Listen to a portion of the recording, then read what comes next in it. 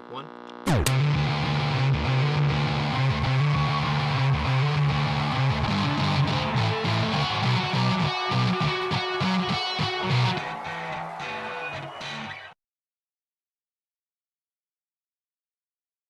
Hello, everybody, and welcome to the Studio Rat HQ podcast. My name is Stephen Couch, and I'm joined here with Richard Kaplan and Derek Jablonski. Hi, guys. Hey.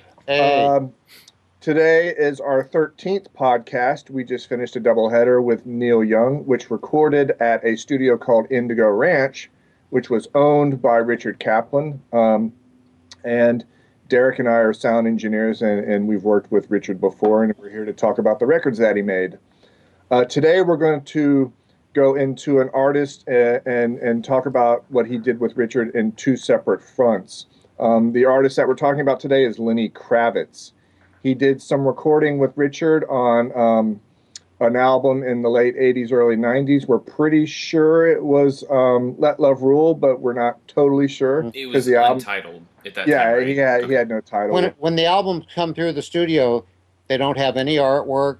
They don't have any title. Half the time, the songs don't even have lyrics or anything else. And what I did on that album was primarily working with Henry Hirsch to get drums and some guitars. Right.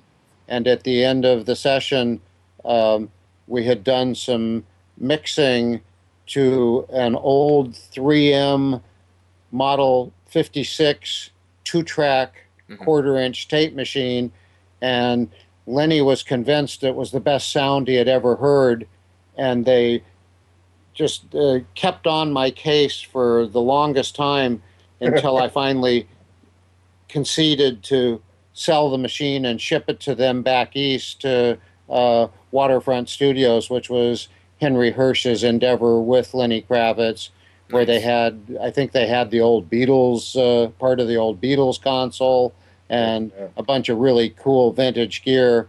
And part of, I think, why Henry and Lenny had chosen to record with me several times was because of my enormous gear slut of vintage recording gear. But they thought that they just had to have this tape machine. There was something magic in it. And I agree.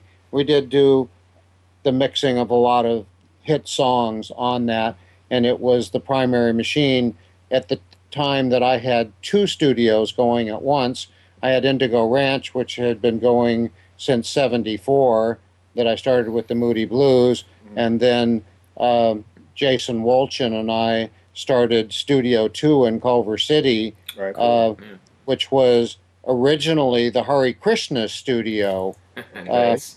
And they recorded all their CDs and cassettes that they sold wherever you saw them at the airport or whatever. And when we got there, it was such an interesting scene. We had found an old emptied recording studio that was no longer occupied through a real estate agent, and they said, bring a flashlight with you. So we go down because they had turned the power off, and they had literally taken everything. I mean, there wasn't even a roll of toilet paper in the rack. The light bulbs had all been unscrewed and taken with them. Wow. And we get there with our flashlight, and there was one thing on the ledge between the control room and the recording room. There was a cassette, and the cassette was labeled The Meaning of Life, Take 2, Energetic. Okay. Wow. So apparently the first take of The Meaning of Life wasn't energetic. Apparently. And that's if you where want to know I the met meaning up of with... life, all you need is that cassette. So That's right. Good. And And did you make any copies? Yeah, exactly. Oh, yeah. And that's where I met up with Lenny and Henry Hirsch, was at Studio 2. They came in to basically do some drum overdubs, and we set up our most vintage equipment to get that vintage drum sound for him. And Lenny pounded out some drums that sounded great, and then he kept coming back to me to do additional things. And at the end of that session, I might add, was one of the great thrills in recording, should I say, bookwork, because no session is done until the paperwork is done and the bill has been paid. Oh, yeah. And wouldn't you know, at the end of the session, Lisa Bonet, Lenny's wife, shows up with, at the time, shows up with the checkbook and pays for the session. Nice. Yeah, she was most well known for being a family member on the Cosby Show. So, oh yeah, in case you don't recall, she was married to Lenny Kravitz for a short period of time, and I don't know how they met. Not real short. I think it was like 4 years or so. Yeah, 5 or 6 years, something like that. that. And a beautiful, nice woman. She was just a sweetheart. Well, she had sort of skyrocketed to fame outside of the Cosby Show for being such a beautiful woman. Absolutely. She did some films as well. Person. I'm not sure what she's doing right now. She did a fairly controversial film called Angel Heart. Right. Which I don't know. Compare that to Cosby Show. Total opposites, yeah, the thing about Lenny that kind of stuck out as a listener at the time was, of course, his I don't know how you would categorize it, but like a retro vintage sound. I mean, it had the flavors of the 60s and the 70s. So what do you think? I think is part of why he came to me. Go ahead, Derek. I was just going to say, what do you think there was behind that? Like, why was he looking for a vintage sound? Did he ever speak of like any influences? Oh yeah. Yeah. Well, because that was the music that he thought sounded the best. Mm-hmm. You know, when he listened to records, when he listened to the radio, those were the records that sounded great to him. And the stuff that was starting to come out in the 80s, a lot of MIDI stuff, a lot of dance music, and stuff like that. You had hair metal as well. He was diametrically opposed to having any of those kind of sounds on his album. He would bring in vintage. I mean, we used a vintage drum kit when I did that first session with him at Studio 2. Big old black kit, and we set up no new mics. It was basically my vintage mic setup for Studio 2 using Electro Voice and AKG and Neumann mics, and we with very little effect or anything like that, rolled tape, and he played. And Lenny is a great player. Lenny can play anything. Let me say that about him first. He's not just a drummer. He's not just a vocalist. He's not just a writer and a producer or even a sound engineer.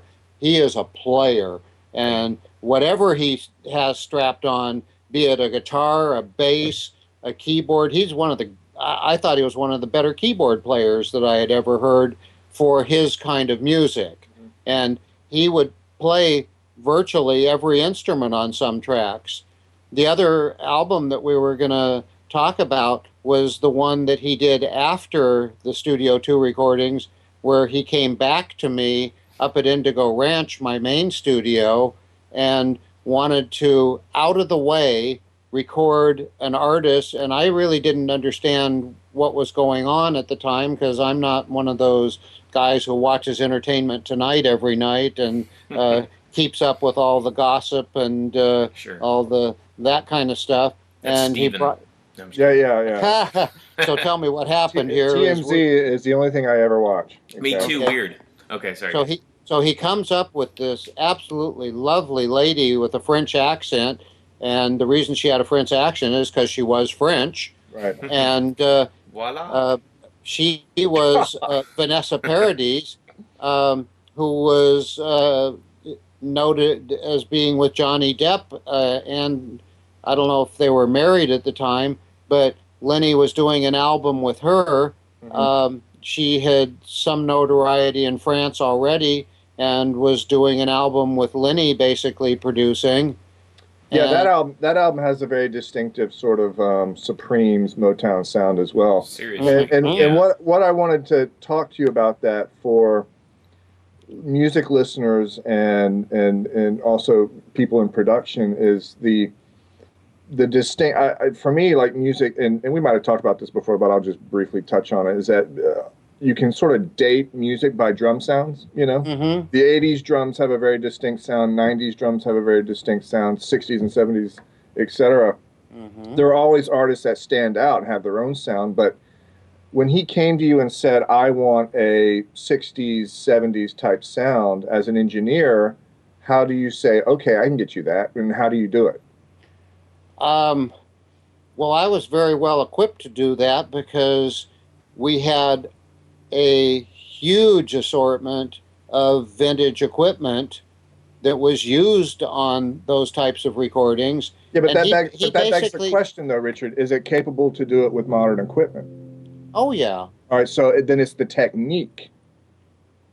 Well, the And gear is important keep in though. mind, it's also a lot dependent on the drummer and the drum set and how he tunes the drums and how he plays.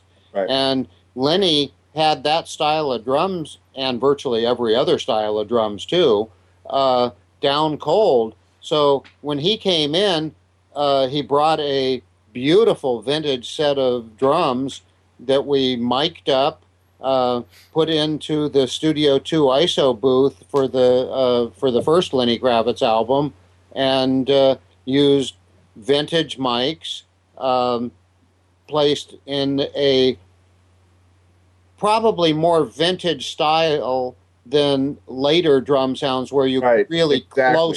very much close mic'd every drum to within a half an inch of the drum head. Right. We were putting the mics a few inches from the heads, and we were relying heavily on the matched pair drum overhead mics, and then built the sound around the overhead mics.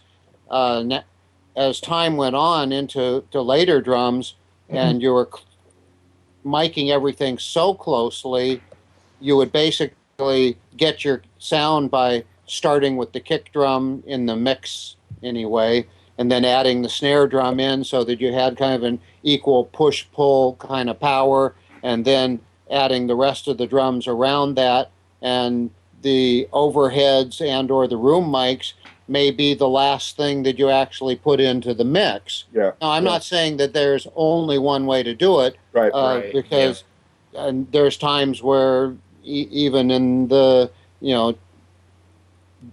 drums for heavy metal bands in the 20 years later, where we would start with the room mics and again do that early style of drumming and building the closed mic drums in around it.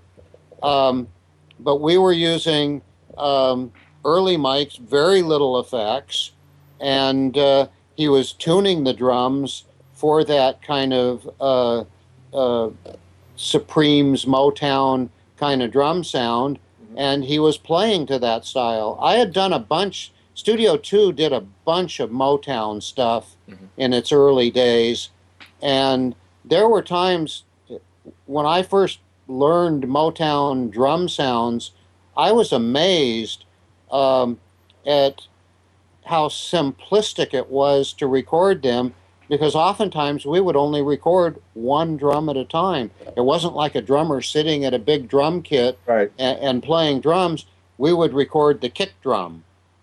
Yeah. And Explain the that a little reason we bit. do that is because there'd be no bleed from any of the other drums. There was no other sound going on in the room. Then we would add the snare drum in, and it would be just the snare drum, and you could get an unbelievable sound done if that. you didn't have to Yeah. worry about having all the other drums going at once. Let me just clarify, Richard. Hold on, let me just clarify for the non-engineers, non-musical people. What he's talking about literally is if you have a 3-minute song, the drummer would come in and play the kick drum for that song, and that is it. Then they would literally rewind the tape.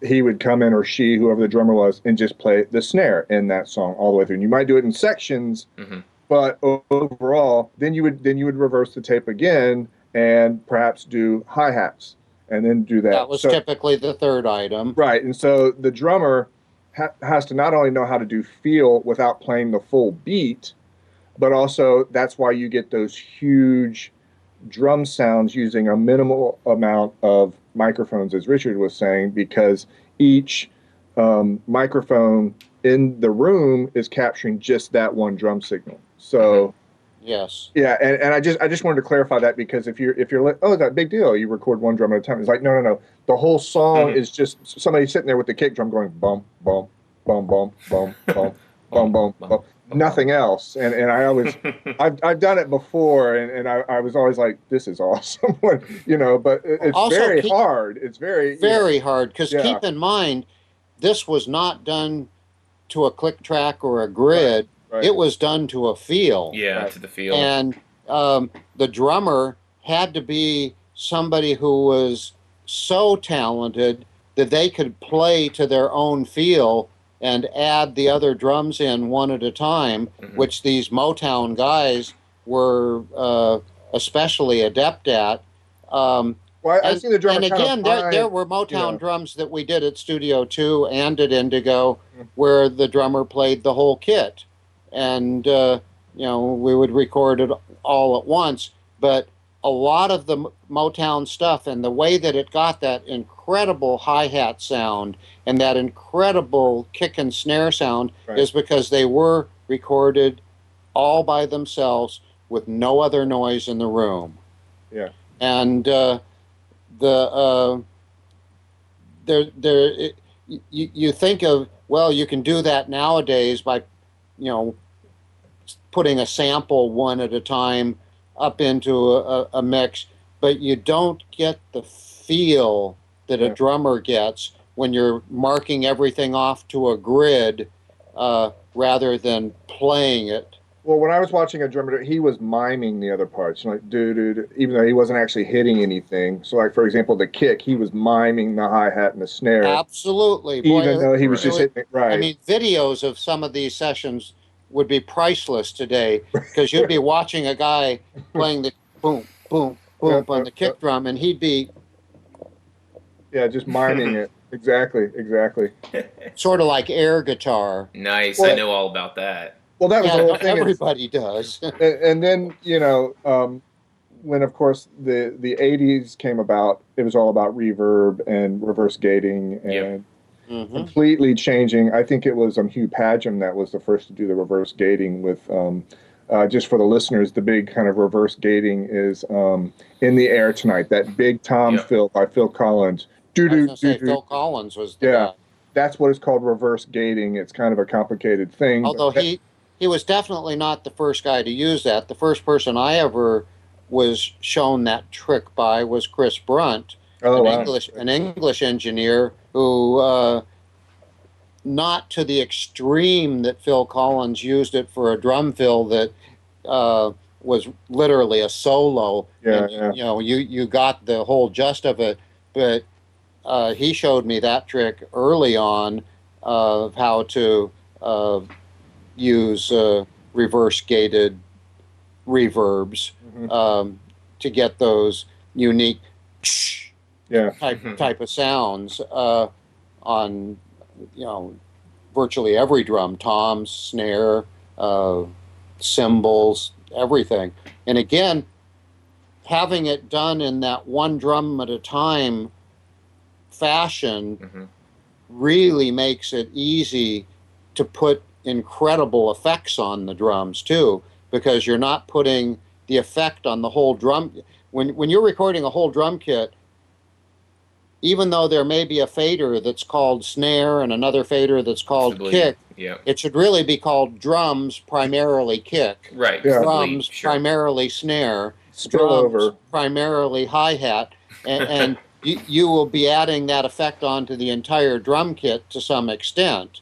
Whereas when you have single drums like that, or like they often do nowadays with sampling of drums, you're able to, with singularity and authority, put an effect just on that drum. Now, oftentimes the tom-toms would be the go against that rule, and they would play all the tom-toms in one pass, so that they could actually do drum fills as a single thing.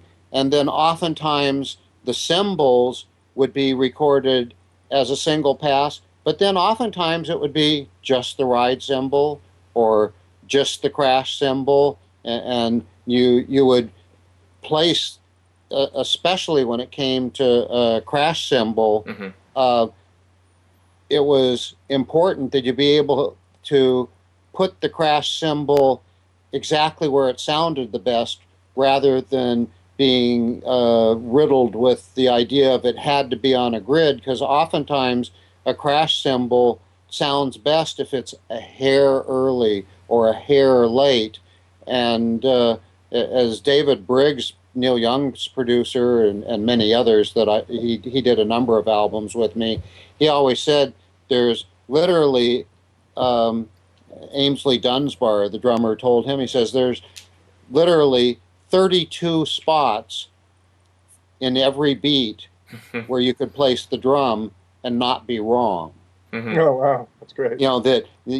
Starting from kind of way early to way late, there are 32 distinctive spots where a drummer who knows what he's doing can aim for the spot that's going to feel the best. So Right. a lot of times, especially in blues numbers, you'll hear the drums where they're, kind of almost feel like they're dragging or pushing as it goes through. It'll be pushing as it goes through a turnaround, almost speeding up, and then kind of dragging back as it goes through the verse. Mhm. And that's a skill that is, I think, vanishing as the grid becomes more and more dominant. Oh yeah. Well, I let's agree. go back to Lenny. I mean, one of the key things, of course, as you mentioned, were the drum sounds, and they had a vintage feel to it. You also recorded guitars as well, and tell the listeners about getting a vintage guitar sound. That was Lenny himself. You could have stuck up any mic against his guitar amp and had Lenny Kravitz. And a lot of guitarists, I wouldn't say that about it. A lot of guitarists, I've had to do tricks, where you're setting up a hidden guitar amp in another room and miking it separately so that the guitarist doesn't know that you're screwing with his sound, and then later on bleed it into the mix. Lenny was a guy that, I mean, just the way he played, and he got unbelievable sound right directly out of his amp. Mm-hmm. There really wasn't much to do except to capture it. Do you remember what he used?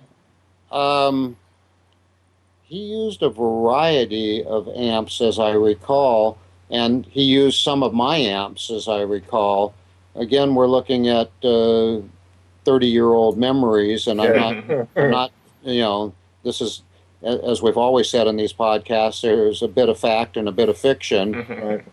Not because we mean it to be that way, but because that's the way the memory works. Sure. But I recall Lenny primarily using his own amps that he brought with him, but also experimenting around with some of ours, especially when he did the Vanessa Paradis album at Indigo, where we had literally hundreds of amps to choose from, and he was like a kid in a candy store, being able to play through various amps. If I was a young person who was looking to get a vintage guitar sound, and I went to my local guitar store, I might not know what exactly I need to look for, because a lot of more modern amps don't sound like the vintage ones. But if you could get your hands on some vintage amps, what would you recommend for someone trying to, continue that vintage guitar sound?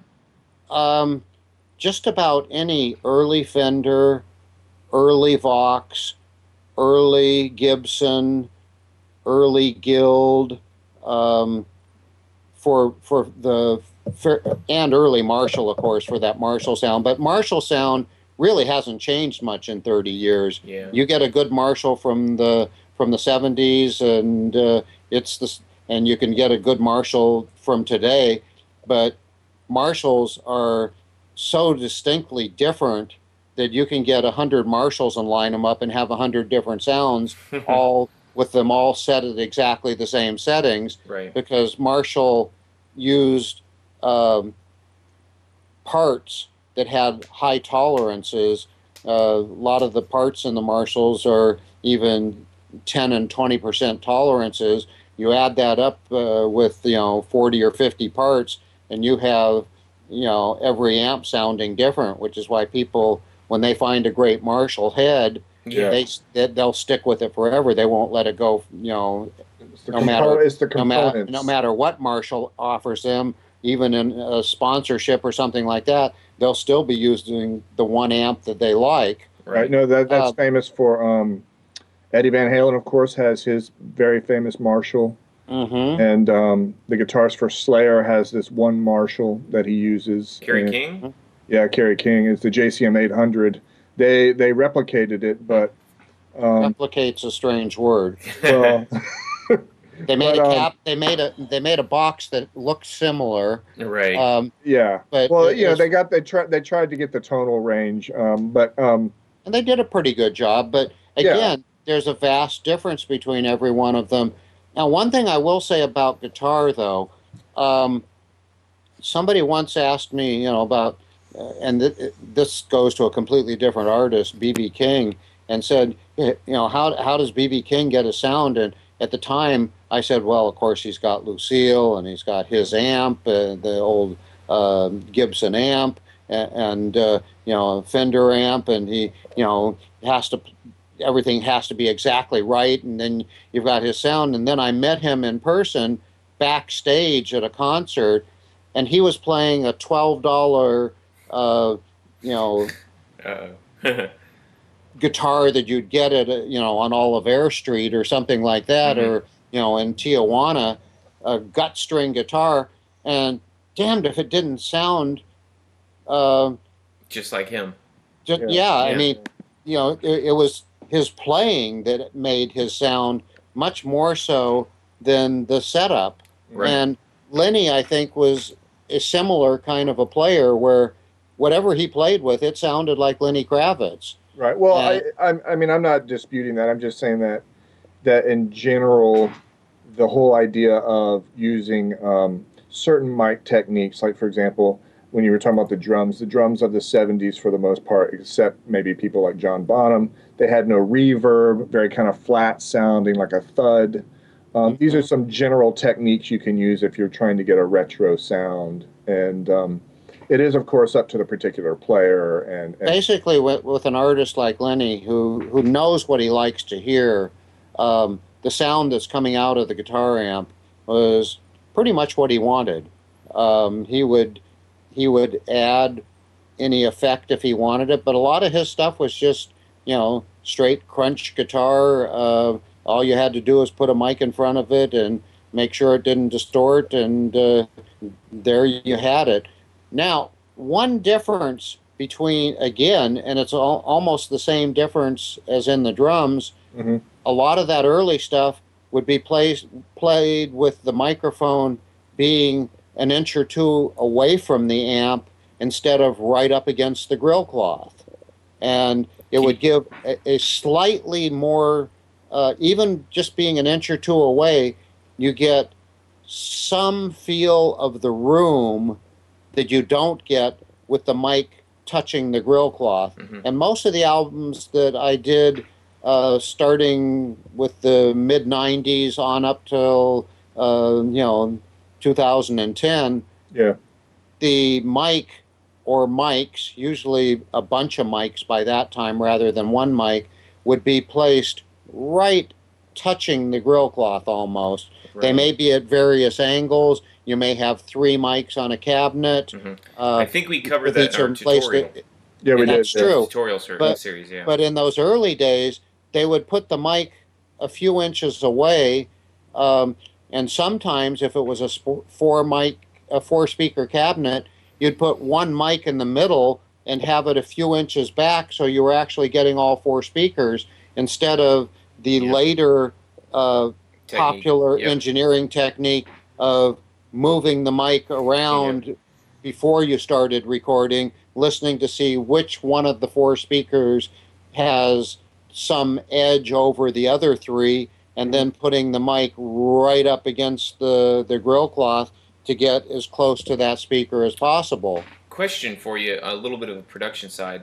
one band I played in, the other guitar player besides myself, he split his 4x12 so he could run two heads through the cabinet.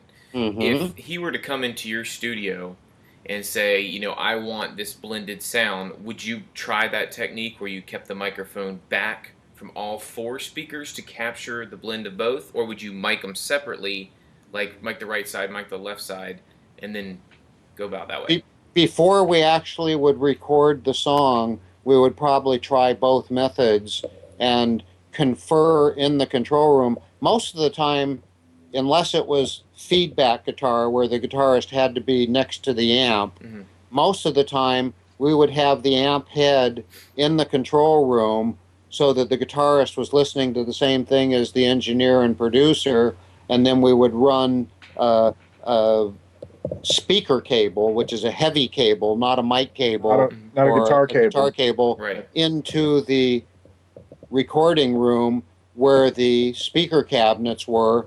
And we would try various miking techniques until everybody said, yeah, that's it.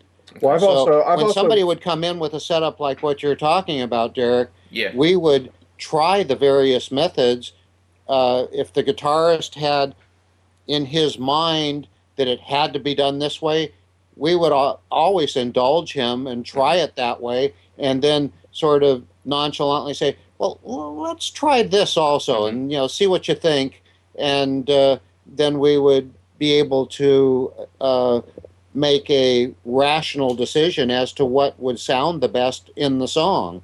Okay. I've also on open Cool. back combos and cabinets, I've mic'd the back of a cabinet before. Oh, absolutely.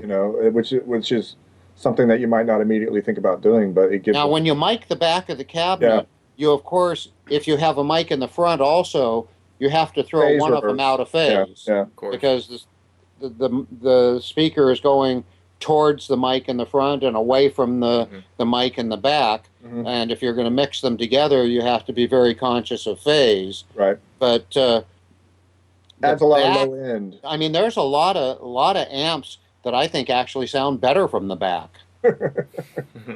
A lot of the early Gibsons, I thought sounded better from the back than they did from the front. Mhm. Same with some of the Fender combos, sounded better from the back than from the front. Right. Now you get something like a closed back amp, like a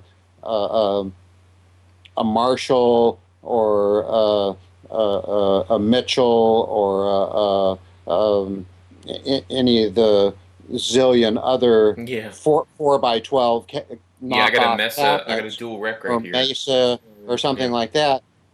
There's no sense in miking the back. There's nothing there. No, you got to have an open. You got to have an open back cabinet. Unless although there are times where we would open up the back of a 412 cabinet and have a mic in the back. Mhm. But you had to open the back of the cabinet up to do that. Why would you do that? You just couldn't find a tone you liked?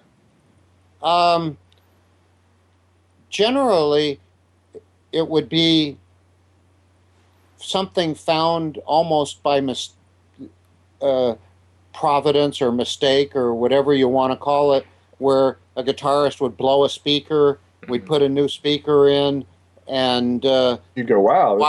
while it was open, we'd hear it from the back and be like, wow, this cabinet really sounds good open from the back. Let's try that. But most of the time, the 412 cabinets were engineered, designed, and made to be mic'd from the front and actually did sound better from the front. Right. It was only rare occasions where we would do that. I've been to one session. I wasn't engineering, but I was there, where I saw the engineer take the plastic handles off the sides of the 4x12 cabinet and mic it that way. Mm-hmm. Just to pick up, I guess, like the low or the mids, the low. But I remember seeing that and going like, what the hell is he doing?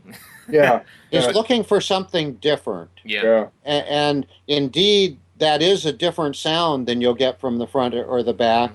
And with bands typically having two guitarists and every song having between 2 and 5 guitar parts in it, you got to start looking for something different.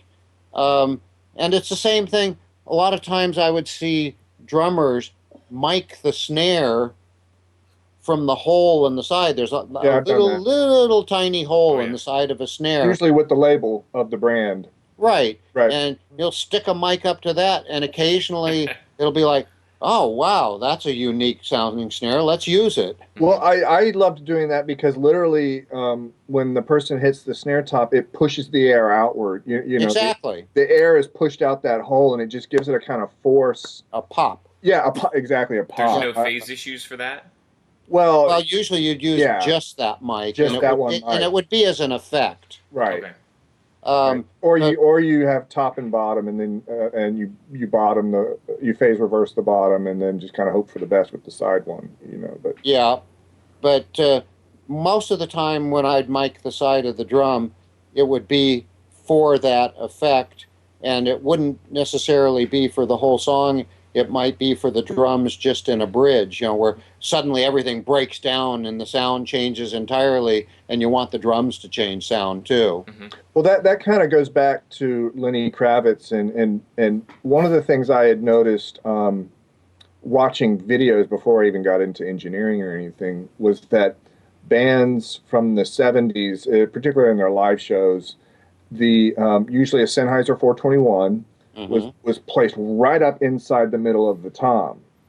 And then when the 80s came about, and you had drummers like Stuart Copeland and Tony Thompson and all those guys, the mic was on top of the tom, you know, like, so here's the tom head, the mic was on top like this, where in the 70s, the tom shell, they had it inside. Well, very often in the 70s, there would only be one head on the toms, the top Right, head. they had no bottom yeah. head. And right. when you have a bottom head, which really controls the decay of the tom to a large extent, you have to, you know, mic it from. You can't stick a mic up in the middle if there's a head there. Oh, of course not. But to me, I thought that, not like I said, not knowing engineering, that was the distinctive difference in the kind of thud of a 70s tom head and the more percussive ringing of an 80s tom. Oh yeah. You know. Well, partly because as you add that second head on the bottom, you do get a longer decay, and you do get a more tonal decay, a more tonal sound. You know, where you really have to tune the drums. We would always tune the drums to the song so that you had the tonic note of the song, and you know, a fifth apart or a third apart for the toms, so that when you did a fill, it was actual notes of the song. Now, we wanted to move on to momentarily to the Vanessa Paradis album, and one of the things that I wanted to mention, because I know we're coming close to the end of this, was one of the songs was recorded in such a unique fashion, and I believe it was the Motown hit Be My Baby? Yeah, Be My Baby. Yeah. Where that wasn't a Motown. That's not a cover, guys. I think Kravitz wrote that. Let me double check that. I don't know about that, but I mean, it's possible. No, I think he wrote that, guys. It could be. It sure sounds very Motown-y. Well, that's the whole kind of point of this conversation, is that he really went for that Motown sound, you know, and then yeah, and he had the ability to do it. But as we recorded that song, it wasn't a whole band. It was Lenny went out into the recording room. We set up a Fender Rhodes for him, and he played the Fender Rhodes track to the whole song. Then he went and strapped a bass on himself and played the bass part to the whole song.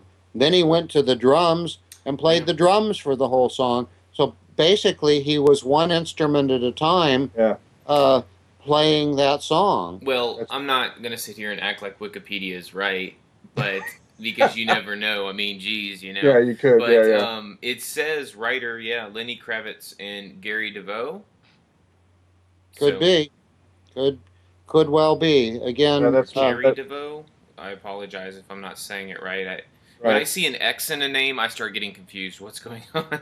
I'm from the South. I Not only don't. that, We but don't have X's in our names. It's a French artist, so it's probably a Frenchman, but you never know. But And it's very possible that he did just do a great Motown-ish right, song, that was because my thing on it. Yeah, that was the kind of music that he loved to hear. yeah. And to play it in such a Motown fashion of recording an instrument at a time, and him being able to play the Fender Rhodes through the whole song, and then be able to pick up the same feeling on the bass. And I'm not talking about punching in every three notes. Mhm. I'm talking about being able to pick it up and play pretty much. I don't know if there was more than a punch in or two on any of the parts that he did, to be able to just play the whole song and have that feel. He was a player that part of his mastery and magic was the fact that he felt the music. Well, let's go into that a little bit further then with the Vanessa Paradis album, and that is, again, it's got another very distinctive sound to it. That was late '80s, I think that was early '90s. That record. That was after that first album I did with him. Okay, so you're talking grunge it's coming into its own being. So this is another kind of out of nowhere type sound, and But she was big over in France, though, right? yeah, she was So a it's huge different. star. Yeah, she already was. Yeah, she was already a star there. But again, it's this. I'm just trying to press upon myself and others the recording technique to get that kind of sound, and I'm trying to relay, if possible, that if you don't have all the vintage gear, are there EQing techniques, miking, and you mentioned it by moving the mics on the drums, but to get that kind of sound, like if I want to go back and get a '60s type sound. Well, again, like I said, my big lesson with B.B. King was, no matter what guitar he picked up and played, it was him playing. Right. And to get those kind of sounds, you have to play that way. How often have I been in the studio and somebody will say, well, I want my drums to sound like Led Zeppelin. And the only thing I can say is, well, play like him. Yeah. Play those parts, and I'll make you sound like Led Zeppelin. And equally ludicrous were the female vocalists who'd come in and say, do whatever you do to make me sound like Barbara Streisand or Whitney Houston, or Whitney Houston, or whoever it was, and I'd have to say, well, the first thing you're going to have to do is to sing like her. And then I guarantee you I can make you sound like her. That's not the hard part. Well, there was a group, and everybody of my age group and Derek ages, and you probably know them too, Beastie Boys. Oh yeah. They were famous, same musicians, but between album to album, they would get certain types of sounds. Like they could replicate vintage sounds very well. They were all over the place. Yeah, get that Led Zeppelin drum sound, get that, and so before I got into production, and I know how to do a lot of it myself, but I'm talking with you guys about it because it's good to discuss it. But before, I was like, wow, how did they get the vintage Led Zeppelin drum sound in 1995 or whatever, and I'm trying to just press again and again and again. There's got to be a way to do it beyond just vintage gear and how they play. Well, part of it was the room itself. When you go back to the Led Zeppelin drum sound, that was a stairwell. That was overpopulated, made so popular. Yeah. That was because they placed a mic down a concrete stairwell, left the back door of the studio open so that the drums rumbled down the stairwell, and you got that several millisecond, almost like a slap delay to the drums that gave the drums, it was almost like every drum, when you hit it, he was hitting it with two sticks. Yeah, yeah. And that's what everybody really wanted. And at Indigo, to get that kind of sound, what we would do is we'd leave the back door of the studio open. It had to be something where there were no other loud instruments playing in the studio or the back room. and we had a big concrete storeroom where we stored a bunch of guitar amps and where bands would store their anvil cases of guitars while they were recording.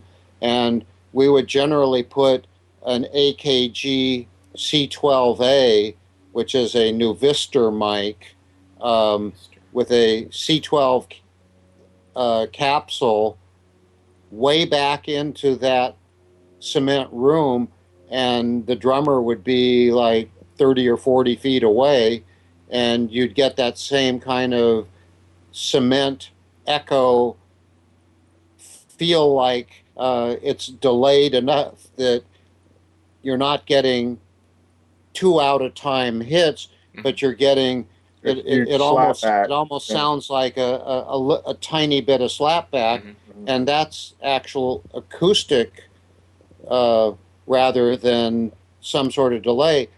Oftentimes, and I over the years a million times tried putting the best of digital delays onto drums to try and emulate that sound, but there was nothing like the real acoustical slap of a cement room, because there was something in the natural acoustics of having a room made out of cement. You didn't get the same sound out of a room made out of tile. You didn't get the same sound out of a room with linoleum or hardwood or something like that. There was just something unique about a cement room. It didn't have to be the stairway that was used in the Led Zeppelin albums. It could just be a cement room that was some distance away. And I never was able to find whatever EQ or mic placement or something that it was. It was just something that happened naturally, and if you got it, you got it. Right. Very nice. Well, it's interesting, because these days you'd probably just use sampling, but I don't think he did that. Obviously, Lenny Kravitz went for that vintage sound, and even with Vanessa Paradis, he did the same thing, and it sounds. And it's also songwriting. The songwriting's excellent on a lot of those tracks. So Lenny's a master. What can we say? You can listen to anything that he's done from that very first album with Lisa on up to the stuff that I just in the last couple of years saw advertised on TV with short little commercials for the new Lenny Kravitz album, and he's just got it. He's one of a kind. That voice of his. He's a powerful player. He's a powerful singer, and he is extremely talented. Yeah. So many bands worry about being able to play their music. Lenny could play it over and over and over again, and always have that kind of fresh monster take sound to it. And he didn't have to worry about being able to play live or to get, oh my God, my amp didn't show up. What am I going to do? Right. Well, I'll plug in another amp and it'll still sound like me. Right. Cool. Well, I'd like to kind of say, to kind of finish up the Lenny thing, is it is the 25th anniversary of that album this year. Wow. And it's still a great album, and I think it's really kind of neat how from song to song, even let alone album to album, he has some songs that are so just organic, and then some songs that are really produced, like "Are You Gonna Go My Way" and things like that, But he has each end of the spectrum. It's almost like whatever mood he's in is how the song can come out. Although I know there's different producers and sometimes different engineers working on the albums, but there were a lot of engineers, producers, and studios involved in all of those albums. Yeah. I was never privileged to do an entire album, and I don't think Henry Hirsch may have been present for virtually everything, but the sounds that he got were primarily due to his ability to play them and his understanding of what makes a great song, and the arrangements and everything just works like a Swiss clock with him. Yeah, and I saw him on the Let Love Rule tour. He opened for the Cult at an outdoor festival, and it was actually at a university town. But he was really good. You know, I was like, wow, this guy's good. And I was a Cult fan. I didn't even know who he was. I was there to see Cult, and I was like, who is he? Well, you can imagine on his first album, I certainly didn't know who he was. Yeah, I knew who Lisa Bonet was, right, and I knew who Lenny's mother was, right, from anybody who had watched the Jeffersons, yeah. the Jeffersons, right, knew his mother as being one of the key actresses. Mm-hmm. But it was like, oh, he's coming in, and I kind of expected a spoiled little brat, and then Lenny shows up and kicks ass. His mother, if you're curious, is there on the Jeffersons. There was an interracial couple that lived upstairs, and she was the wife. Yeah, that was moving for that time, wasn't it? That was the Jeffersons was a huge, very, very good TV show, and so he kind of had some celebrity background and exactly. Racing. It was in his blood. Yeah, and it's interesting how he learned to play virtually every instrument. Mm-hmm. It wasn't like something where he had to struggle to play a keyboard part or struggle to play a bass part or something like that. He was at home on everything. And, never was there a time where we would look at each other and say, well, we could probably get a better bass player, or something, and I've had to do that on albums where guys thought that they were great on every instrument. And, when it came time to actually do the recording, and I would have to look at somebody and say, gosh, we need to bring somebody in. I know you're a great keyboard player, but we could get a guy who plays keyboard bass better than you, mm-hmm. and get somebody like Larry Dunn from Earth, Wind and Fire to come in, or just there were people who were great at what they did. Lenny was great at everything, and he was so in love with the sounds and the equipment, and just a cool guy. Yeah. Well, that about wraps one of my favorites. Wraps it for us with Lenny Kravitz. This is another podcast from Studio Rat HQ. Let me just give you a little bit of information about us. If you'd like to listen to this podcast just on audio, it's available on the website, which is www.studiorathq.com. You're able to download it and listen to it on your listening device. We're also on iTunes. Studio Rat HQ is one word. Right. All small letters, STUDIORATHQ.com. And we are also on iTunes, 3 separate words. If you just go to the search bar, you search in the iTunes store, Studio Rat, and then HQ, you'll see all of our podcasts available for a download and playing on any kind of Apple device. If you're watching this video, great. You are probably on our YouTube channel, which is youtube.com/Studio Rat HQ. And we also have a Facebook page, facebook.com/Studio Rat HQ. Last couple of shows with Neil Young, we mentioned the spawning of our new listening service, in which you, as a musician, a producer, a singer, songwriter, will be able to submit music for us, and in particular for Richard to listen to, for a fee. We're going to be launching that in this month of March, so keep an eye out for that. And if you have any questions about that, please let us know via message on the Facebook page or YouTube. Any other thoughts, guys? Thank you again. Had a really nice time. Yeah, it's been great. And I thank Lenny for providing me with the opportunity to be able to talk about him. Yeah, great stories. It was a privilege and an honor to work with him. And as always, it's an honor to work with you guys. And we'll end it with just same rat time, same rat channel every week. And thank you for listening. Over and out. Bye-bye. Goodbye, everybody. Take care. Bye.